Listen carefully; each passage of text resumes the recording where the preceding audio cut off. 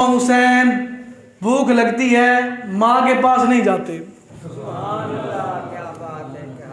بھوک لگتی ہے والد کے پاس نہیں جاتے، بھوک لگتی ہے ماں سے یہ نہیں کہتے کہ اماں میں نے دودھ پلا، یہ نہیں کہتے، بھوک لگتی ہے ماں سے یہ نہیں کہتے کہ اماں مجھے کھانا کھلا، بھوک لگتی ہے پھر کیا کرتے ہیں؟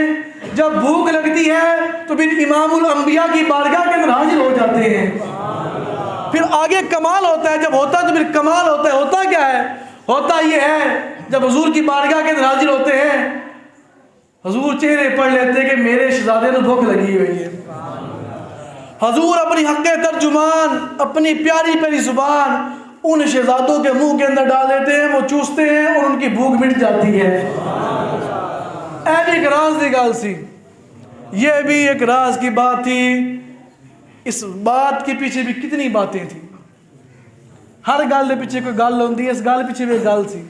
وہ گل یہ سی، صحابہ نے پوچھا کہ پیاروں اے شہزادوں، لوگوں کو بھوک لگتی ہے، وہ کھانا کھاتے ہیں، دودھ پیتے ہیں، آپ کھانے کو چھوڑ کر، دودھ کو چھوڑ کر، شہد کو چھوڑ کر، کھجوروں کو چھوڑ کر سرکار کی بارگاہ کے اندر آ جاتے ہو، ہمیں یہ تو بتاؤ کہ سرکار کی تھوک مبارک کا ذائقہ کیا ہے؟ توجہ ہے سارے یہاں تھی؟